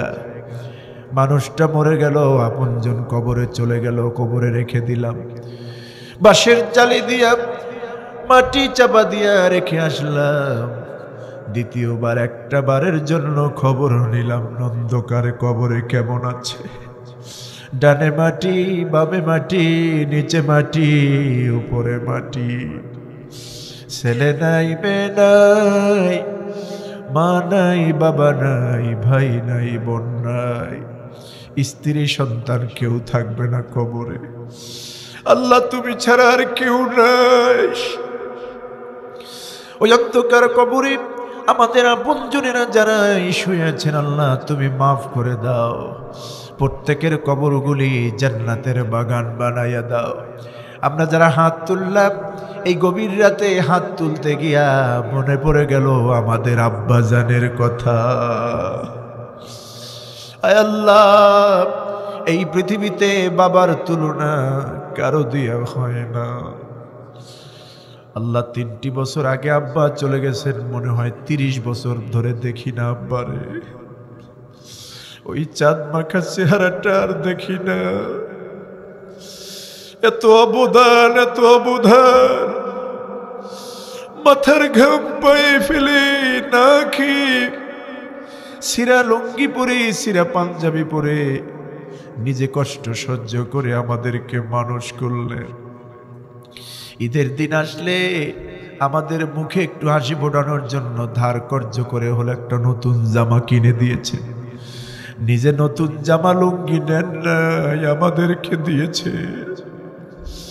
টাকা গুছায় গুছায় পাঠাইছেন পরীক্ষার জন্য, মাদ্রাসার খরচ দিয়েছেন। কোন শান্তি বিলাসিতা পান নাই। আজকে বাপজান নাই, বাড়ি ঘর জমি জমা টাকা পয়সা সব ছেড়ে একদম খালি হাতে চলে গেছেন আব্বাজান কবরে। রব্বুল আলামিন, বাপজান হারা এতিম হয়েছি যারা, আমাদের প্রত্যেকের আব্বাজানের কবরটাকে জান্নাতের বাগান বানাইয়া দাও। রব্বুল আলামিন, এই গভীর রাতে হাত তুলতে গিয়ে মনে পড়ে গেল আমাদের মায়ের কথা। ও আল্লাহ, এই পৃথিবীতে একটা অক্ষর মা, মনে হয় যেন তামাম মধু আর মায়া একটা অক্ষরের মধ্যে লুকায়িত রেখেছ। রব্বুল আলামিন, যার মা নাই সেই বুঝে মা হারানো কি কষ্ট। আজকে বাড়ি আর যেতে মন চায় না, কারণ ঘরের মধ্যে মাকে পাই না। ঘরটা শূন্য শূন্য লাগে। গভীর রাত 1টা 2টা বাজলেও বাড়ি যেতাম, ঘরের দরজার কাছে গিয়া মা বলে যখন ডাক দিতাম সঙ্গে সঙ্গে ঘরের দরজা খুলতো, দেরি হতো না। তাকায়া দেখতাম ভাই বোন ঘুমায় গেছে, দাদা দাদি ঘুমায় গেছে, এমনকি বাবাও ঘুমায় গেছে, কেউ সজাগ নাই। মা দুঃখিনী ঘুমায় নাই, চোখের পানি ছেড়ে দিয়া দাঁড়ায়া দাঁড়ায়া কান্দে। জিজ্ঞেস করেছি, মা সবাই তো ঘুমায় গেল, তোমার চোখে কি ঘুম নাই? মা বলেছে, আব্বুরে তুই তো জানোস না তোর জন্য আমার কত মায়া। কোনোদিন ভিজা জায়গায় শোয়াই নাই, পছন্দের কোনো খাবার আমি খাই নাই, আব্বু তোরে খাওয়াইছি। তুই যদি অসুস্থ হয়ে যেতে আমার কলিজাটা পুরে সারখার হয়ে যেত। সারা রাত তোর পাশে বসেছিলাম, পুকুর থেকে পানি এনে মাথায় ঢেলেছি, যায় না মাঝে তাহাজ্জুদ পড়ে আল্লাহর কাছে তোর জন্য কেঁদেছি। তুই আমার নারী সেরা ধন। তুই ঘরের বাইরে থাকলে আমি মা ঘুমাতে পারি না। রব্বুল আলামিন, আমার মা সহ আমার আব্বা সহ আমরা যারা মা বাবা হারিয়েছি, মা বাবার কবরগুলি জান্নাতের বাগান বানাইয়া দাও। মা বাবার কবরে জান্নাতের বিছানা বিছাইয়া দাও। রব্বির হামহুমা কামা রব্বায়ানি সগীরা। আয় আল্লাহ, আজকের এই মাহফিল তুমি কবুল করো। আল্লাহ, বাবুল আক্তার ভাই আমাকে খুব মহব্বত করে দাওয়াত দিয়েছেন, এলাকার যুবকেরা আমাকে স্মরণ করেছেন। আমার কলিজার টুকরা যুবকদের রেসপন্স দেখে, তাদের অ্যাক্টিভিটি দেখে আমি খুব খুশি, তাদের এই আয়োজন দেখে আমি খুব মুগ্ধ খুশি। আল্লাহ, এই যুবকদেরকে তোমার হাতে তুলে দিয়ে গেলাম, তুমি হেফাজত করো। প্রত্যেক যুবক ভাইকে আমার ইসলামের সৈনিক বানায়া দাও। আল্লাহ, এখানে যারা মুরব্বীরা এসেছেন, আলেম ওলামা, সবাইকে তুমি কবুল করো। এই মাহফিল এলাকার কবরবাসীদের জন্য নাজাতের উজিলা বানায়া দাও। প্রত্যেকের কবরগুলি বেহেশতের বাগান বানাও। আমার মা বোনেরা এসেছেন, মা বোনদেরকে তুমি কবুল করো।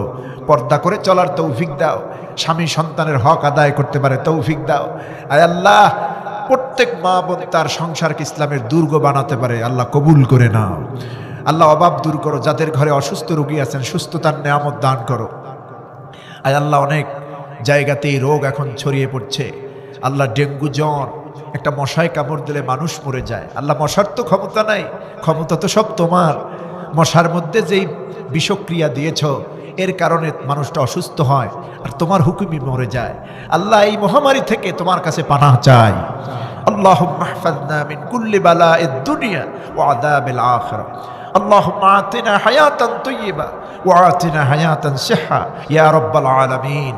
আয় আল্লাহ, যাদের ঘরে অসুস্থ রোগী আছেন সুস্থতার নিয়ামত দান করো, যাদের ঘরে অভাব আছে অভাব দূর করো, যাদের ঘরে স্বামী স্ত্রীর মিল মহব্বত নাই মিল মহব্বত তৈরি করে দাও, অশান্তি দূর করে শান্তির ফয়সালা করে দাও। আল্লাহ, আল্লাহ সর্বোপরি এই দেশটাকে ইসলামের জন্য কবুল করো। কোরআনের রাজ এই জমিনে কায়েম করে দাও।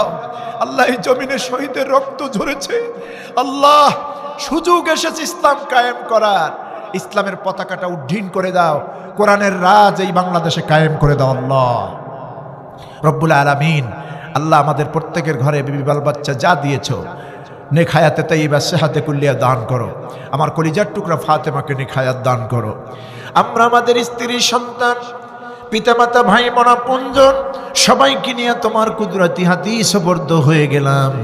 আমাদেরকে যাবতীয় বিপদ আপদ বালা মুসিবত থেকে হেফাজত করো। নেক হায়াতে তাইয়্যিবা সেহাতে কুল্লিয়া দান করো। চলার পথে আমাদের সাথী হয়ে যাও। আল্লাহ, সমস্ত প্রকার বিপদ থেকে আমাদেরকে বাঁচাও রব্বুল আলামিন। আল্লাহ, রমজানের পর পর্যন্ত যত মাহফিলের ওয়াদা নিয়েছি, আল্লাহ প্রতিটি মাহফিলে ওয়াদা অনুযায়ী যাওয়ার তৌফিক দাও। যত মাহফিলে ওয়াদা নেওয়া হচ্ছে প্রতিটি মাহফিল আমরা সঠিক সময়ে যেতে পারি, কোরআনের কথা বলতে পারি, তৌফিক দাও। যেই স্বাস্থ্য, যেই কণ্ঠ, যে ইলম দরকার, যে হায়াত তাইয়্যিবা দরকার, সেই সবটুকুন তোমার গোলামদেরকে আমাদেরকে তুমি ভিক্ষা দান করো। আল্লাহুম্মা জিদনা ওয়ালা তানকুসনা ওয়া আকরিমনা। আল্লাহ, এই প্রোগ্রামের সভাপতি, প্রধান অতিথি, বিশেষ অতিথি, আলেম ওলামা, আয়োজক কমিটি, এলাকাবাসী সবাইকে তুমি কবুল করে নাও, আমাদেরকে তুমি মাফ করে দাও। শহীদ হলেন যারা, জুলাই যোদ্ধা যারা 1971 সালে মা বোন থেকে শুরু করে যারা এই দেশের জন্য, কোরআনের জন্য, ইসলামের জন্য আজ পর্যন্ত এই জমিনে যারা শহীদ হয়েছেন, আল্লামা মরহুম শহীদ দেলাওয়ার হোসেন সাঈদী রহমাতুল্লাহ আলাইহি থেকে শুরু করে যারাই ইসলামের জন্য, কোরআনের জন্য শহীদ হলেন, প্রত্যেককে জান্নাতের আলা মাকাম নসিব করো। ওই মতে, ওই পথে আমাদেরকে পরিচালিত করো। যেদিন আমাদের কাছে মালাকুল মউত পাঠায়া দিবা, দিনটা জুমার দিন, রমজান মাসে কবুল করে নিও, ইমানকে মজবুত করে দিও, আর আমাদের প্রত্যেকের জবানে কালেমা জারি করে দিও, লা ইলাহা ইল্লাল্লাহু মুহাম্মাদুর রাসূলুল্লাহ সাল্লাল্লাহু আলাইহি ওয়াসাল্লাম। আসসালামু আলাইকুম ওয়া রাহমাতুল্লাহ।